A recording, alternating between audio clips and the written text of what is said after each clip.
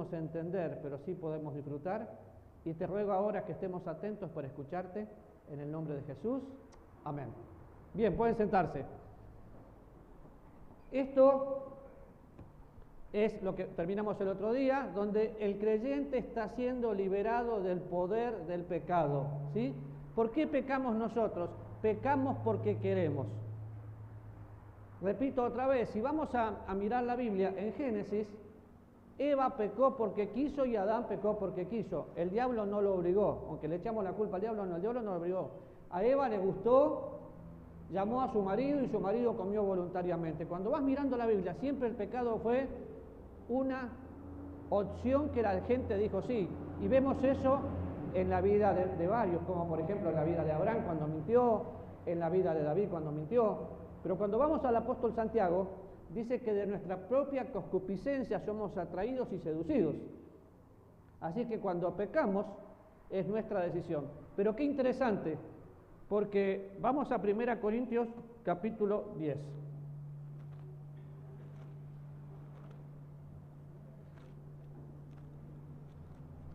Versículo 13. Dice, ¿lo tienen? No nos ha sobrevenido ninguna tentación que no sea humana, pero fiel es Dios, que no nos dejará ser tentados más de lo que podamos, ¿qué dice? Resistir, sino que nos dará juntamente con la tentación la salida para que podamos soportar. Por tanto, amados míos, huid de la idolatría. Y anteriormente, ¿qué dice? El que cree estar firme, mire que no caiga. Este versículo a veces mal usado, lo han usado para pensar en las pruebas. No, aquí habla de pecado. Todo el contexto habla de pecado. Entonces no hay ningún pecado que yo no pueda decir no. Cada vez que hay un pecado, de hecho tenés un pecado favorito, ¿cuál es? Ese pecado favorito tenés que decirle no. ¿Cómo dejo de pecar? Lamentablemente nunca voy a dejar de pecar. Pero ¿cómo hago para decir no? Únicamente por la gracia de Dios cuando me enseña. Pero fíjense que dice que no hay ninguna tentación. No hay ninguna tentación. La palabra tentación la podemos traducir tentación o prueba. En griego es lo mismo y el contexto es el que manda. Pero aquí el contexto dice que habla de pecado. ¿Por qué? Y fíjense, en los versículos 7 habla de idolatría, versículo 8 habla de fornicación, versículo 10 habla de murmuración. ¿Todo eso es pecado o prueba? Ay, que Dios me está probando, voy a murmurar, o Dios me está probando, voy a idolatrar. No, es pecado. Entonces, quedemos claros en algo. No hay ningún pecado que yo pueda decir no voy a soportar. Pero fiel es Dios que me da la salida. Entonces, yo tengo la posibilidad de decir no. Y si pienso no, pero es que pequé porque no me la aguanté, estoy diciendo que Dios no fue fiel y que Dios no me dio la salida. Vimos los demás versículos de 2 Pedro 1:4, por ejemplo, que dice que nosotros somos participantes de la naturaleza divina. Fuimos a 1 Juan, donde habla que no quiere que pequemos, pero abogado tenemos para con el Padre. Y tenemos que recordar algo: la sangre de Cristo limpia todo pecado. Pero no queda en la sangre de Cristo, también tengo que ir a la cruz, porque en la cruz mi viejo hombre fue crucificado. El pecado no se eliminó, pero el viejo hombre fue crucificado. Ahora, ante esto, hay diferentes posiciones teológicas y justamente se sostiene que el cristiano será capaz de vivir para la gloria de Dios si observa suficientes reglas. Este principio de ley está condenado a fracasar porque depende de la misma carne, la cual busca la liberación. Ahí fue donde quedamos. Entonces hay gente que cree que porque hace esto o hace aquello, va a agradar más a Dios. Y no. Y si algo no me voy a cansar de decir es, no hay nada que nosotros podamos hacer para agradar a Dios. Ya le agrado por lo que Cristo hizo. Así que puede cambiarse de ropa, puede cambiarse de la forma de hablar, puede cambiar lo que quiera, pero si Dios no lo transforma, fue un cambio. Pero la salvación es una transformación. ¿Por qué? Porque me lleva del reino del infierno al reino de su amado Hijo. Una persona salva es una persona diferente. Y vimos varios versículos de Romanos, pero vamos a Tito. Cuando fuimos a Romanos, vimos que estábamos muertos en el bautismo, que justamente voy a pecar para que la gracia abunde en ninguna manera. Entonces, un pasaje que todos nosotros conocemos. ¿Cómo hago si estoy siendo liberado del poder del pecado para que el pecado no tenga poder? Bueno, la única manera es en comunión con Dios. Si una persona no lee la Biblia, nunca va a poder tener un tiempo de oración bueno porque no conoce a Dios. Si lee la Biblia y puede orar, va a obedecer en forma natural porque la gracia de Dios lo va a guiar a obedecer. Una de las características de una persona que está mal con Dios es que no quiere obedecer. El que no obedece a Dios no puede obedecer a hombres. Si yo no quiero pagar impuestos, ¿a quién me estoy rebelando? Contra el gobierno. Después me quejo que el país está mal. Bueno, los cristianos pagamos impuestos y debemos pagarlos. Una sola cosa debo, amarnos unos a otros. Pero fíjense Tito, capítulo 2.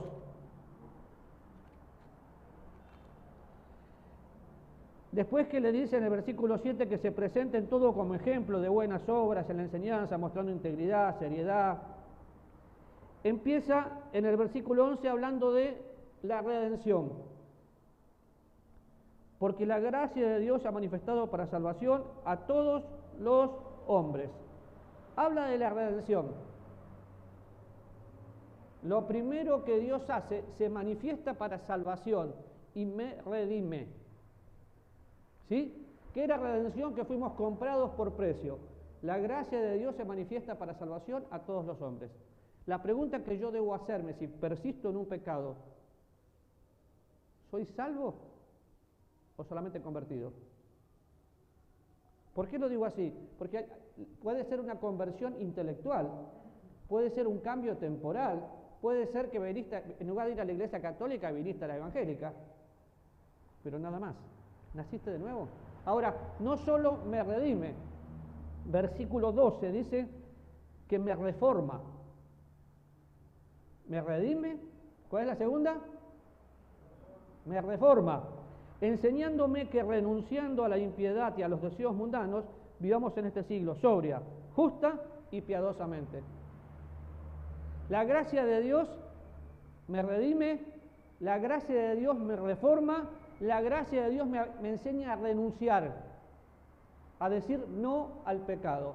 Otra vez, una persona que peca porque quiere, pero si está en comunión con Dios, disfrutando la vida de Dios en su propia vida, teniendo comunión íntima con Dios, ¿va a hacer algo en contra de Dios? No, porque todo lo que hacemos lo hacemos con Él. Entonces tengo que pensar, bueno, la gracia de Dios me redime, la gracia de Dios me reforma. ¿Y por qué digo me reforma? Porque es la transformación, es una metamorfosis. No es que hoy soy evangélico, mañana soy católico. Yo soy cristiano si nací de nuevo.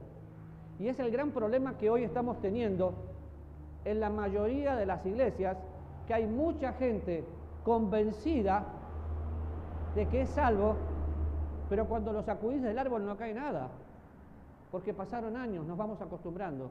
Así como más de uno de nosotros fuimos católicos, yo contaba el otro día, yo pasaba por una iglesia católica y aunque iba en bicicleta tenía que hacer así. ¿Por qué? Y porque si no tenía mala suerte. Hay gente que viene a cumplir con la misa bautista porque sus papás fueron bautistas. Naciste de nuevo porque la gracia de Dios cuando se manifiesta, y la gracia de Dios es Cristo, te redime. La gracia de Dios te reforma. La gracia de Dios te enseña a renunciar ¿a qué? A la impiedad, a los deseos mundanos. ¿Y cuál es mi esperanza? El retorno de Cristo, aguardando la esperanza. Entonces, miren qué fácil para que se lo memoricen. La gracia de Dios me redime. La gracia de Dios me reforma. La gracia de Dios me enseña a renunciar.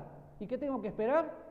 El retorno. ¿De quién? De Cristo. Cuando yo sé que Cristo viene, genial.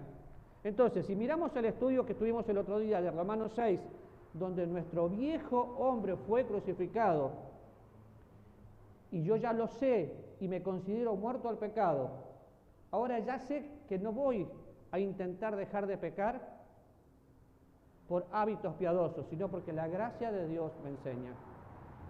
¿Qué es un hábito piadoso? Pues después que dije hábito piadoso, por ahí vi alguna cara. ¿Qué es un hábito piadoso? Un hábito piadoso es la memorización de las Escrituras. Un hábito piadoso es la oración. Un hábito piadoso es el devocional diario. Pero hábito piadoso tienen todos, porque si usted va a una monja va a rezar rosario. Si usted va a un adventista, tiene su hábito. Pero el hábito no transforma una vida. Yo tengo que saber quién soy para después hacer. Muchos hoy se ponen la meta de leer 4 o 5 veces la Biblia por año. ¿Por qué? Porque es una meta y si no cumplen se frustran.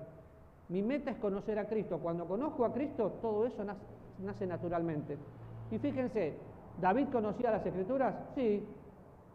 ¿Y cómo le fue? Y le fue mal, mintió, adulteró y demás. El conocimiento teológico e intelectual no te sirve para nada si no pasa por tu corazón. Y acá todos tenemos mucho conocimiento, pero ¿de qué te va a servir? Entonces, acuérdense que es la gracia de Dios. Entonces, ¿qué tengo que hacer cuando tengo un pecado que no puedo? Señor, no puedo, quiero renunciar. Y no sé cómo, pero el Espíritu Santo de Dios toma la palabra de Dios para redarguirte, o sea, para convencerte y mostrarte que eso está mal. Si el Espíritu Santo no hace eso por medio de la palabra de Dios, es porque no estás leyendo la Biblia. ¿Claro? Bien, otros sostienen que el cristiano puede obtener la erradicación o purgación de la carne siendo permanentemente libre del poder de pecado. Imposible. Cuando la Biblia habla de que estamos muertos al pecado y que nuestro viejo hombre fue crucificado, es cierto, yo estuve en la cruz y ahí es la inoperancia del pecado. El pecado no tiene poder, pero yo no soy impecable. Seré impecable cuando mi salvación se consuma y ya no sea solamente redimido, sino glorificado semejante a Él. Pero mientras tanto, ¿quién de nosotros podría decir que no peca? Gracias a Dios por su gracia y por el abogado que tenemos. Pero objeciones a esta falsa teoría, y vamos a verlas una por una. No hay ninguna escritura sobre la cual basar la teoría de erradicación. Las escrituras interpretadas inapropiadamente por aquellos que sostienen esta opinión podría ser 1 Juan 3:9. Vamos a buscarlo.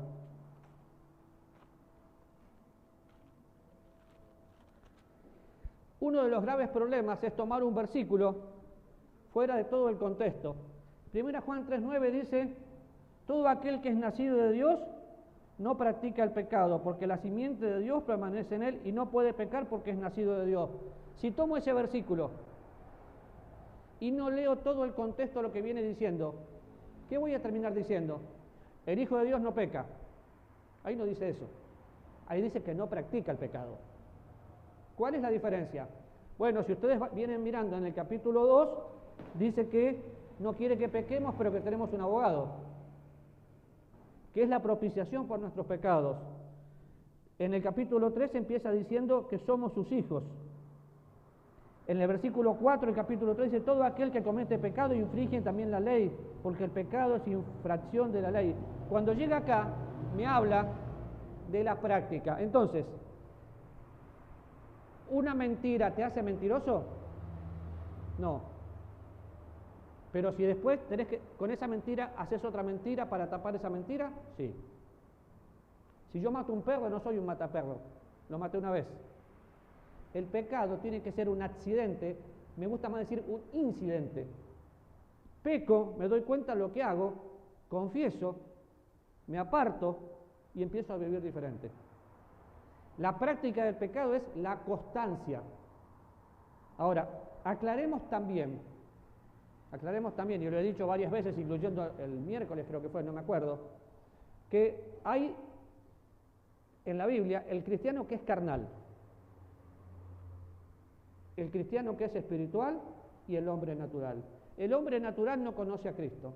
El cristiano carnal, que hemos tenido lindas discusiones los miércoles, es aquel que recibe a Jesús como Salvador, pero le cuesta mucho dejar ciertas cosas del pasado porque la carne sigue siendo carne. Entonces, tiene ciertas actitudes que son carnales, que no son de un cristiano. 1 Corintios 3 me habla de todo eso, de personas cristianas pero carnales que han hecho desastres. Pero qué interesante, porque la iglesia de Éfeso, que creo que fue que lo dije el domingo, Pablo estuvo 2 años enseñando la Biblia, y después de 2 años de enseñar la Biblia vienen y queman los libros. ¿Qué pasó? Que maduraron, conocieron al Señor, fueron perfeccionados. Algunos de nosotros tardamos más tiempo que otros en madurar y conocer al Señor. Pero si conociste al Señor, la gracia de Dios te reforma, te transforma. Entonces, imposible pensar que no tengo más pecado. Algunas sectas dicen eso, pero hay que leer la Biblia de acuerdo al contexto. Segundo, Romanos 6:6. Lo leímos el otro día, pero lo buscamos una vez más.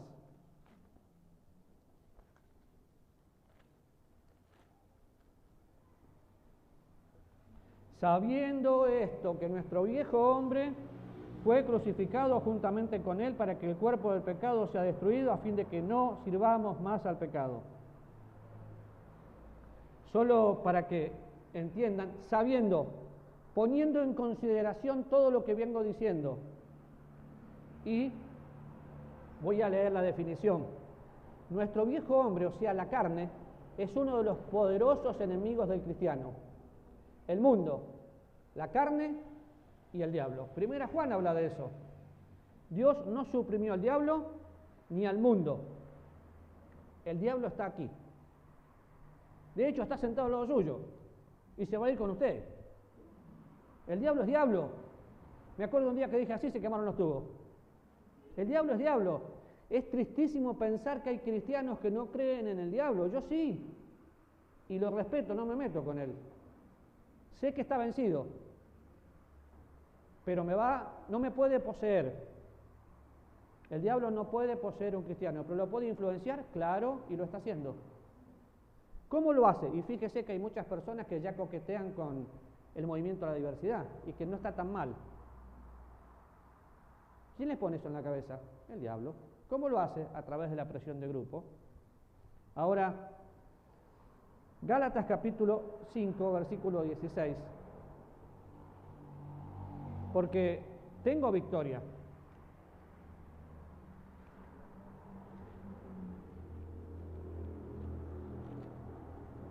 El mundo, la carne, Satanás. Gálatas capítulo 5 dice, digo pues, versículo 16, andad en ¿qué? En el Espíritu, y no satisfagues los deseos de la carne, porque si sos guiados por el Espíritu, no estás bajo la ley. Y manifiestas son las obras, y empieza a dar una lista. Entonces, si hay un cristiano carnal, se va a olvidar que su viejo hombre quedó en la cruz, y va a actuar como si no lo tuviera. Pero ¿qué dice aquí? Que tengo que andar en el Espíritu. ¿Qué es andar? El apóstol Pablo es el que utiliza esta palabra, la utiliza en Efesios capítulo 4, andar como es digno. Es andar, palabra fácil, lo que digo y lo que hago van de la mano, es un paso a la vez. Andar como es digno, soy digno porque el Señor me dignificó. Andar de acuerdo a quien soy. ¿Y cómo tengo que andar? En el Espíritu. ¿Cómo hago para andar en el Espíritu? Otra vez, la gracia de Dios me redime, y cuando soy redimido, quiero buscar al Señor a través de la palabra de Dios para poder conocerle. Cuando le voy conociendo, la gracia de Dios me va a enseñar a renunciar para poder reformarme. Entonces, ando en el Espíritu y no satisfago los deseos de la carne. Cuidado, porque carne no tiene nada que ver con inmoralidad sexual solamente, es mucho más que eso. Siempre que pensamos en carne, pensamos en cosas sexuales, ¿verdad que sí? Pero la Biblia no dice eso. Miren la lista. Y manifiestas son las obras de la carne. Adulterio, ¡ay, qué bárbaro! Fornicación, ¡oh, qué cochino! Inmundicia, lascivia. Idolatría. ¿Cuántos hemos pasado por idolatría? Ya sea por un muñeco que pusimos, o por un ser humano que, ¡ay, Messi! No me gusta el fútbol, pero veo gente así. Pero fíjese, hechicería, no. ¿Nunca jugaste a la lotería? Enemistades. Esta persona no me cae bien, voy a hablar mal de ella. No puede haber enemistad en la obra de Dios. De hecho, ayer fue el Día del Amigo en Argentina. Y los amigos son la familia que nosotros elegimos. Veo acá a Ana María, veo ya a Pilar. Con Pilar tenemos casi 70 años de conocernos, esa familia. Es la familia que nosotros elegimos. Son los que están al lado. ¡Qué bueno! No puede haber enemistad en la obra de Dios. Y cuando pienso en amistad, el Señor es mi mejor amigo. Pero dice después, pleitos, celos, iras, contiendas, envidias, y la lista sigue. Y después me da la salida. El fruto del Espíritu Santo es. Entonces, cuidado, porque la obra de la carne no es nada más que fornicación o adulterio. Es chisme, es enemistad, es pleito. Y la Biblia es clara. Pero tengo la victoria. Romanos capítulo 8, versículo 2.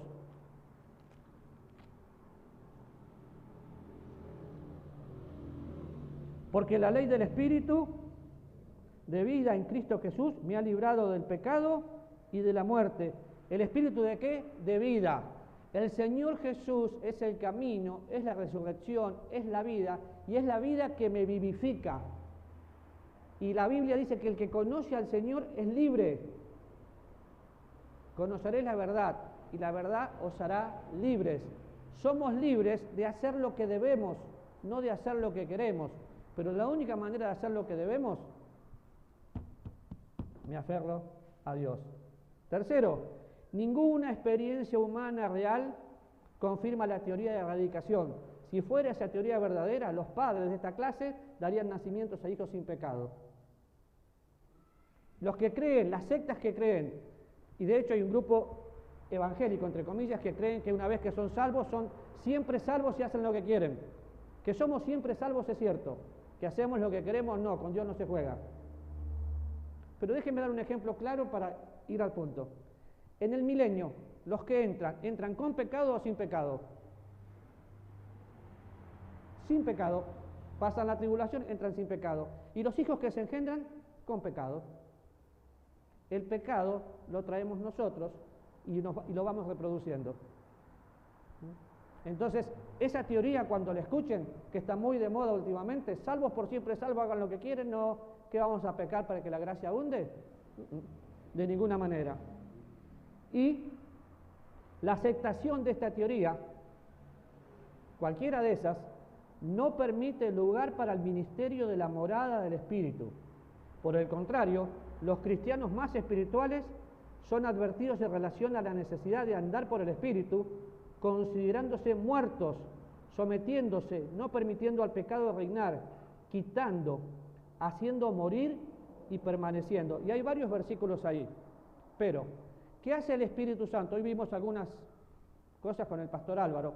Nos enseña, nos posee, es nuestro consolador. Él es el que está viviendo en nosotros toda la plenitud de Dios. Y si vamos al texto de Tito, es el que nos va a enseñar a vivir la vida cristiana. Entonces, creer algo así es negar la obra del Espíritu Santo.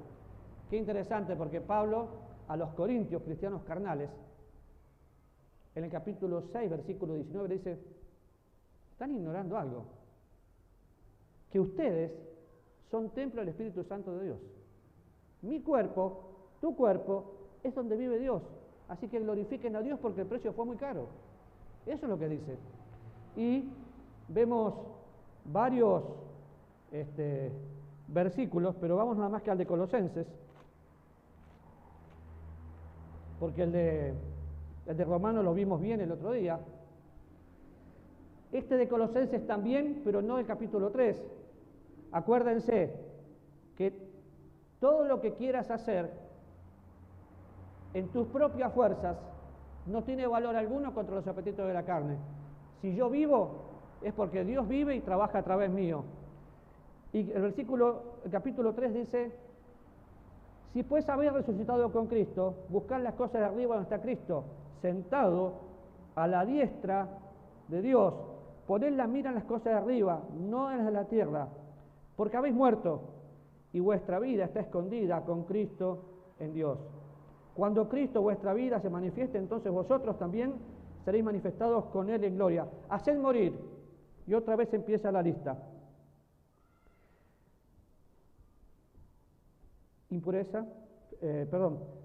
Fornicación, impureza, pasiones desordenadas, malos deseos, avaricia, que es idolatría, cosas por las cuales la ira de Dios viene sobre los hijos de desobediencia, en las cuales vosotros también anduvisteis en otro tiempo. Un cristiano carnal cae en eso y Dios lo va a disciplinar. Todo lo que el hombre va sembrando, eso es lo que va a cosechar. Pero Pablo dice, esto eran. Un cristiano espiritual ya no es así. Es como cuando voy a Corinto y dice, esto eran algunos de ustedes, ya no soy así. La pregunta personal, ¿esto eras o esto sos? Cuando ves la lista, ¿esto eras o esto sos? Porque claro que tenemos victoria. Y Pablo nos da algunos ejemplos que lo dejó registrado. ¿Sí? Recién leímos el espíritu de vida, Romanos 8:2. Y dice que por el hecho de que era salvo, la ley de espíritu de vida en Cristo Jesús lo hizo libre. ¿Qué lo hizo libre? El Espíritu Santo, no sus propias fuerzas. El único que pudo vivir la vida cristiana 100%, ¿quién fue? Cristo. Nosotros no, salvo que dejemos que Dios trabaje a través nuestro. De la otra manera es imposible. Por eso es que hay gente legalista que solamente ve la apariencia, menos mal que Dios mira el corazón. Pero miren qué interesante es la segunda parte, que toda la voluntad de Dios es completada en el creyente, pero no por el creyente. En el creyente, pero no por el creyente. Cuando es Dios que te convence, ya no sos vos. En mi debilidad se perfecciona el poder de Dios. Ahora déjeme preguntarle algo. Hoy mezclé mucho el bosco, no le usted. Déjeme preguntarle algo. Y no me lo conteste. ¿Usted tuvo o tiene algún pecado que por ahí le gusta mucho? Entonces resulta que supongamos que este es el pecado. Y lo está mirando. Y viene un cristiano. Hermano, que Dios le bendiga. Qué bendición, ¿eh? Ay, pecadito. Y lo acaricia. Y no pudo dejarlo. Entonces pone la apariencia de piedad, pero por dentro está destruido. ¿De quién es la culpa? Suya. ¿Por qué? Porque tiene algo que le gusta y no renunció. ¿Y cómo lo hago morir? Otra vez, la lectura de la Biblia, la oración, pero es Dios trabajando y no yo. Dios completa su obra en mí. Filipenses capítulo 1, versículo 6 dice, el que comenzó en nosotros la buena obra, la va a perfeccionar ¿hasta cuándo? Hasta el día de Cristo, hasta el día de Cristo. Entonces, fíjense, y préstele atención a esta parte, la liberación del poder del pecado es a través de ¿quién? ¿Está ahí? Sí, la otra. No, está bien. ¿Es a través de quién? Como no los escucho, no sabía si estaba. ¿A través de quién? Péguele un codazo al que se durmió al lado. Es a través de Jesucristo. Es imposible que nosotros querramos vivir la vida cristiana. Es Cristo en mí. Qué fácil es leer la Biblia y decir, ya no vivo yo, Cristo vive en mí. Para mí el vivir es Cristo. Si el vivir es Cristo, dejás que Cristo viva tu vida, su vida en tu vida. Y otra vez, la liberación del poder del pecado es a través de Jesucristo, no por el creyente, sino por el Espíritu. Ahora es mi decisión. Dice la Biblia, para que Cristo habite por la fe en nuestros corazones. La palabra habitar es moverse con libertad. ¿Dios puede moverse con libertad en su vida? ¿Usted le permite? Porque si usted no le da permiso, Dios no lo va a hacer. Dios no fuerza a nadie. La vida de victoria es posible en dependencia del Espíritu Santo de Dios. Y tengo que considerar varias cosas. Cosas que ya sabemos. Estoy muerto, pero soy un muerto que tengo vida. Soy un muerto que tengo vida. ¿A qué morí? Morí al pecado. Y necesito entender, en primer lugar, que voy a buscar la sangre de Cristo que me limpia todo pecado. Pero voy a la cruz, donde mi viejo hombre fue crucificado, y cuando me considero muerto al pecado, empiezo a vivir para Dios. Pero si quiero que algo se acuerde, la única manera de vivir la vida cristiana es que Cristo la viva a través de usted. La gracia de Dios llega a nuestra vida y ¿qué es lo primero que hace? Redime. Despierte. La gracia de Dios, ¿qué hace? ¿Qué es lo primero que hace? Nos redime. ¿Qué es lo segundo que hace? ¿Qué es lo tercero que hace? Nos enseña a renunciar. ¿Qué esperamos? El retorno de Cristo. ¿Espera a Cristo? Si usted supiera que Cristo viene hoy y fueran sus últimas horas, ¿cómo viviría? Oramos. Señor,